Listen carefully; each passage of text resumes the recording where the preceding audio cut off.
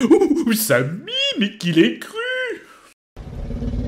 Soit on meurt en héros, soit on vit assez longtemps pour se voir endosser la peau du méchant.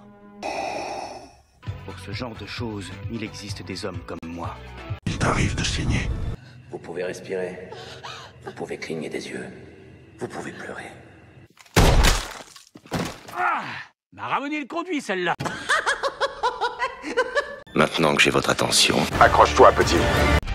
Salut à tous, c'est Fab et les gars sur ma chaîne. Aujourd'hui, on va parler animation qui est sortie en cette fin d'année 2023. Oui, c'est de l'animation Warner, oui, de l'animation DC, Scooby-Doo et Crypto. Ouais, on va en parler. Du coup, la vidéo je vais y aller là, ligne droite, hein, il n'y aura pas de les fameux mes attentes, parce que j'en avais pas, synopsis, je vais enchaîner tout de suite, que j'ai aimé, moins aimé, parce que, en gros, c'est pour les enfants, hein, c'est pour les enfants. Voilà, donc allons-y. Alors, qu'est-ce que c'est que cette animation? Qu'est-ce qui se passe?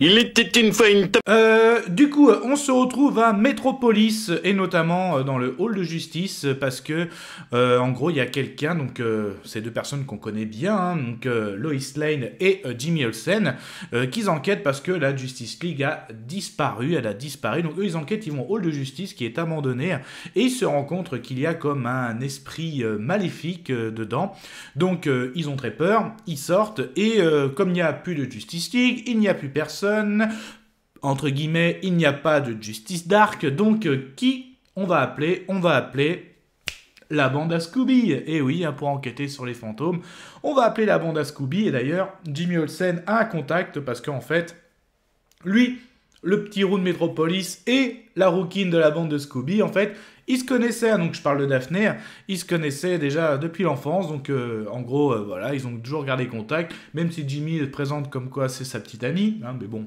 il rêve le Jimmy. Donc on a la bande à Scooby qui débarque, donc quand qui débarque à Metropolis, étant donné qu'il n'y a plus de Justice League, donc là on voit... en gros que les super vilains se font plaisir, hein. On voit que le Joker et Harley se sont amusés à repeindre la statue de Superman, on voit que le général Zod, en gros, sème la terreur, que Grundy se balade en plein jour, tout comme Giganta, d'ailleurs. Donc, en gros, c'est le bordel, sauf au Daily Planet. Hein. Donc, en gros, la ville est sans dessus-dessous, sauf on arrive à avoir le fameux premier contact entre les équipes de Daily Planet et l'équipe à Scooby. Et, du coup, ils vont enquêter. Et en plus, comme il n'y avait plus de Justice League et comme il y avait des phénomènes paranormaux, et du coup, la mairie se sont dit, on va faire du tourisme paranormal, donc ça existe en vrai, donc là ils le font, hein. Et en même temps, on retrouve l'esprit du Scooby-Doo avec des suspects, notamment une qui se réjouit de la disparition de la Justice League, c'est quelqu'un qui tient un camion, qui vend en gros fast-food, des frites. Donc forcément, Scooby et Sammy en sont très fans, mais elle était contente parce qu'à l'époque, quand Justice League était présente, ils ne voulaient pas que ce food truck soit devant le hall de justice, que ça faisait tache dans le décor, donc ça fait un petit suspect. On aperçoit aussi que dans les sous-sols, chacun a son véhicule, hein, la Batmobile, les véhicules invisibles de Wonder Woman, et qu'en gros, il y a un chauffeur, et que les chauffeurs aussi, ils avaient l'air pas contents des conditions de travail, donc voilà, on retrouve les fameux suspects, et on a notre Lex Luthor, qui a un Doberman qui s'appelle Rex Luthor. Voilà, c'est pas mal. Donc lui, en fait, aussi se réjouit. Bon, déjà, ça reste... Donc là, il a le statut d'ancien président, ancien meneur de l'injustice, quoi, voilà. Mais en gros, grosso modo, lui, il voudrait raser ce bâtiment. Mais bon, la mairesse s'y oppose, mais quand même, le hall de la justice, ça coûte cher, donc en gros, ses seuls revenus, c'est les visites du tourisme paranormal, donc on va suivre cette enquête, c'est vraiment pour les enfants, c'est clairement un film Scooby-Doo, donc c'est vraiment c'est Scooby qui enquête dans l'univers d'ici, parce que, ok, à l'entrée, on voit des super vilains, ok, il y a Lex va se joindre par rapport à l'enquête, mais du coup, vous en doutez bien qu'à la fin, oui, ils vont retrouver les fameux membres de la Justice League. Je tiens d'ailleurs aussi, pas de Batman, hein, donc à la fin, vous voyez vraiment du Superman, du Flash, du Wonder Woman, pas de Batman, donc ok. Le seul truc, moi, que j'ai vraiment aimé, c'est le fait, comme ils s'enquêtent dans le hall de la justice, ils vont un peu partout, dans les vestiaires, dans la cuisine, ils vont même à l'équivalent de salle des dangers, qui met des hologrammes pour les entraînements, une voie directe vers la forteresse de solitude, un passage direct vers Atlantis, voilà, c'est un musée aussi. À un moment, on voit les bagues des Green Lantern, on voit les flèches de Arrow. Voilà, c'est le seul truc qui m'a plu, c'est le fait de se promener dans ce hall de justice et découvrir un peu toutes les pièces. Mais elle est longue, l'enquête. Qu'est-ce qu'elle est longue.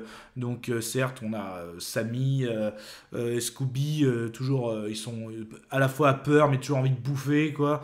Après, moi, je suis pas très fan de la franchise de Scooby-Doo. Donc, forcément, comme là, c'est vraiment concentré Scooby. Ouais, j'oublie parce que le titre s'appelle Scooby et Crypto. Alors, oui, le seul survivant, c'est Crypto.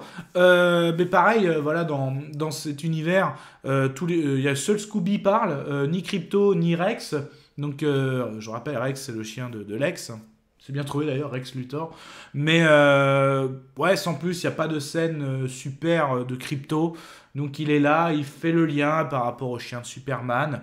Voilà, c'est le survivant. Il va aider justement à résoudre l'enquête. Mais c'est pour les enfants. D'ailleurs, c'est marqué conseillé à partir de 6 ans. Parce que le côté justement, Scooby-Doo, enquête sur les fantômes.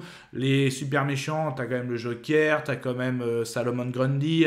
Donc, c'est histoire vraiment à partir de 6 ans pour être sûr. Mais sinon, voilà, au niveau déroulement...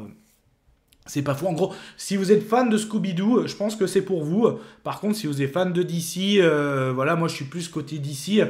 Voilà, pour moi, c'est pas pour moi. Donc, même, je vous avoue, si mon fils me dit, tiens, on se regarde ça, je vais essayer de voir. Tu veux pas plutôt te faire un pas de patrouille? T'as limite, franchement, ça va être ça. Hein, donc, mais bon, c'est comme ça. Après, faut se faire son propre avis. Je vous ai donné mon propre avis. Et d'ailleurs, faites votre propre avis. Mais du coup, pour moi, non, pour moi, même, allez, avis sonore.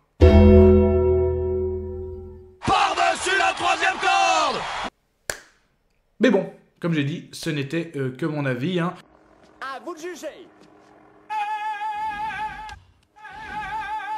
Prenez soin de vous, que ce soit devant VOD, DVD, Blu-ray, tout type d'écran, plateforme de streaming, même la fameuse belle toile de cinéma.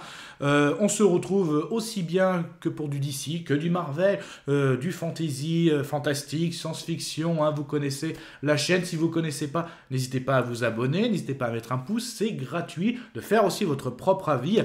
Et aussi, des fois, vous trouverez qu'il y a des lives. Hein, donc, on prépare certaines choses avec mon binôme Djilali. Kenavo. Je vous souhaite une agréable soirée. Désolé pour le bordel. Au revoir.